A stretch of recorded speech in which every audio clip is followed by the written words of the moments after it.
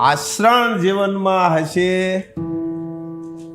તો પ્રેક્ટિકલ આપોઆપ આવી જશે.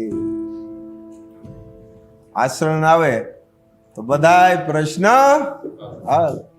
જો આશ્રણ નહીં હોય ને ખાલી જ્ઞાન હશે તો પ્રશ્ન ઊભા થતા જશે. આજે શું પરિણામ છે?